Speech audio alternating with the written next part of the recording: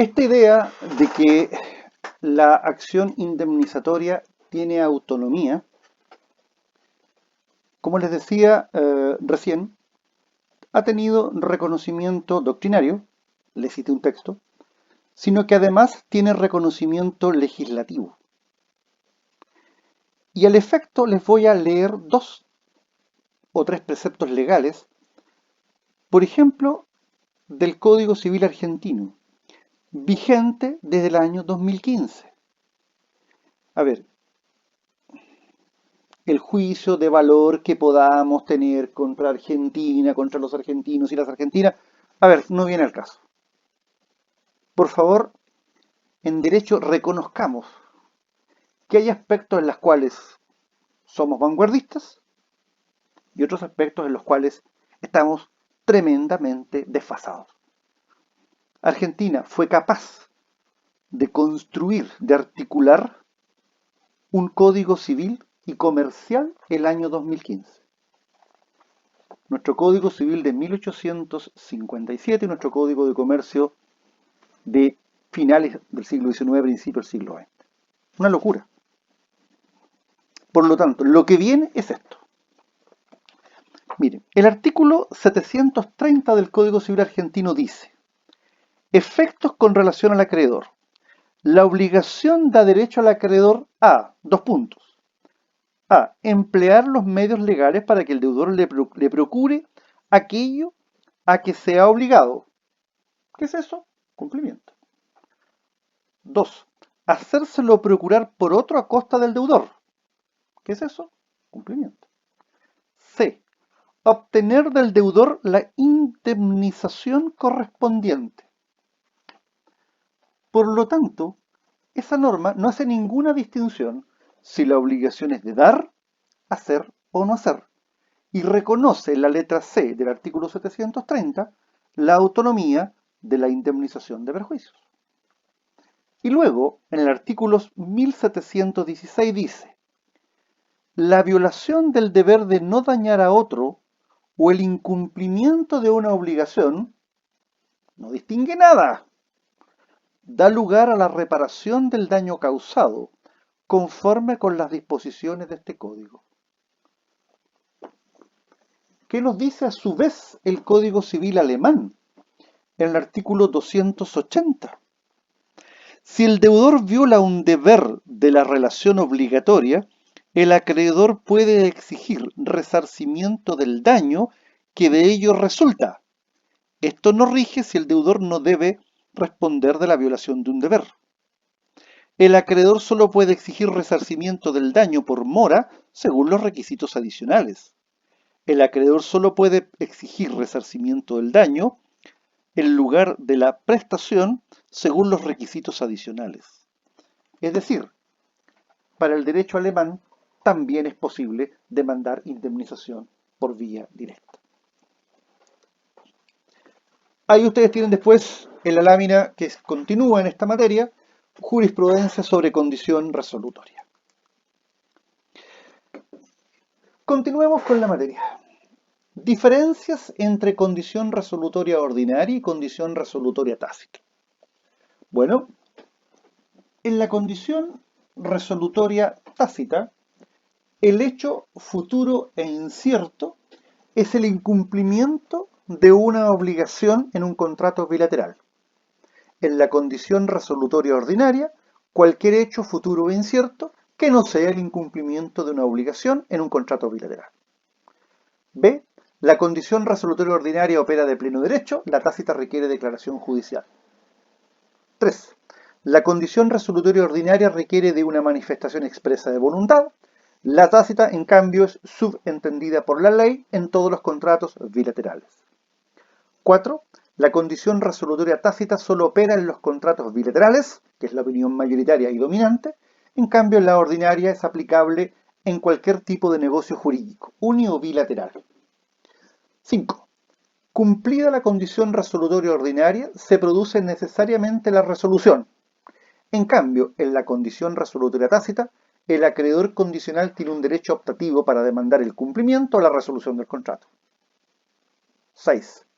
Como la condición resolutoria tácita requiere sentencia judicial que la declare, sus efectos son relativos, en virtud de lo dispuesto en el artículo 3 del Código Civil, efectos relativos a la sentencia.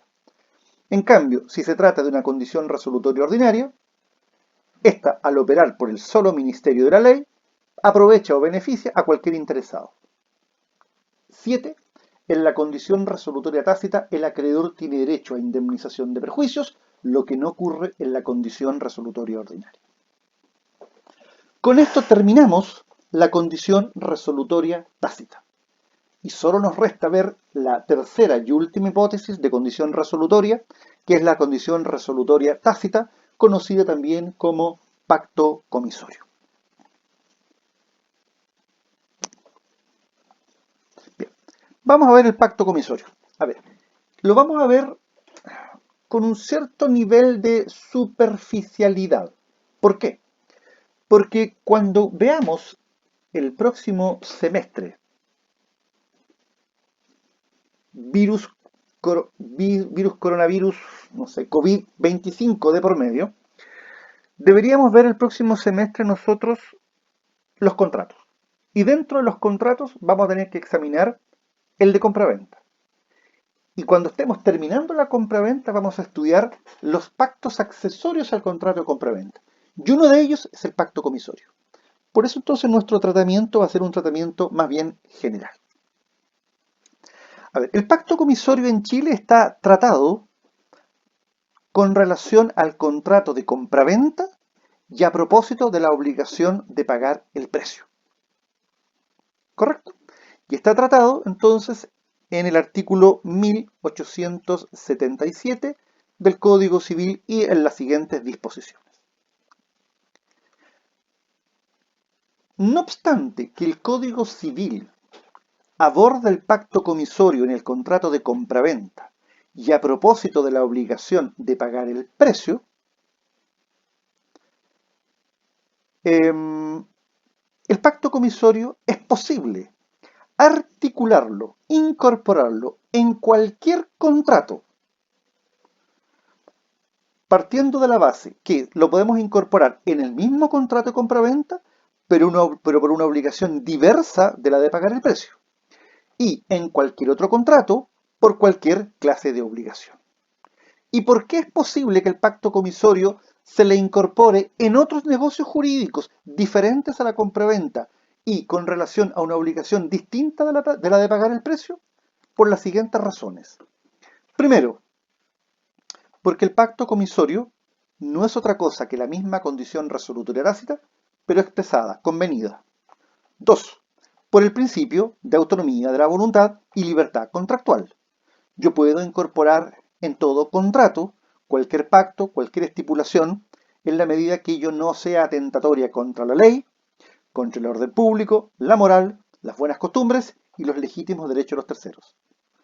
3. Solo por una razón histórica, el pacto comisorio quedó plasmado en la compraventa, pero nada impide que se incorpore en otros contratos. El pacto comisorio nosotros lo podemos dividir en dos grupos. El llamado pacto comisorio simple del llamado pacto comisorio calificado. ¿Cuál es el pacto comisorio simple? El pacto comisorio simple no es más ni es menos que la condición resolutoria tácita expresada. A ver, si la condición resolutoria tácita va subentendida en un contrato bilateral, es decir, que en todo contrato bilateral vamos a entender que si una parte no cumple, el cumplidor puede demandar resolución o cumplimiento más indemnización, en el pacto comisorio simple, nosotros lo que vamos a hacer es decir aquello que en la tácita está subentendido. ¿Y qué vamos a decir? Por ejemplo, en una cláusula de un contrato de compraventa. Si el comprador deja de pagar, o sea, si el comprador no paga el precio de la compraventa en la época convenida, el vendedor que ha entregado la especie o cuerpo cierto en materia de este contrato tendrá el derecho para demandar la resolución o el cumplimiento del contrato más indemnización de perjuicios. Es decir, estamos diciendo lo que en la tácita se está subentendiendo. En cambio, el pacto comisorio calificado o con cláusula de resolución ipso facto, en el fondo se traduce en que acordamos una hipótesis resolutoria, pero bajo la lógica o bajo la idea de que verificado el hecho desencadenante de la resolución, la resolución, se produce de inmediato, de pleno derecho, ipso facto, sin necesidad de una sentencia judicial. Efectos del pacto comisorio. Para estudiar los efectos del pacto comisorio vamos a tener que hacer una cuádruple distinción. Primero, pacto comisorio simple en el contrato de compraventa por no pago del precio. 2. Pacto comisorio simple en el contrato de compraventa por obligaciones diversas a la de pagar el precio o en los demás contratos por incumplimiento de cualquier obligación. 3. Pacto comisorio calificado en el contrato de compraventa por no pago del precio. Y 4. Pacto comisorio calificado en el contrato de compraventa por una obligación distinta a la de pagar el precio o en los demás contratos por incumplimiento de cualquier obligación. Para efectos de no interrumpir la cláusula, en este minuto damos por cerrada esta sesión.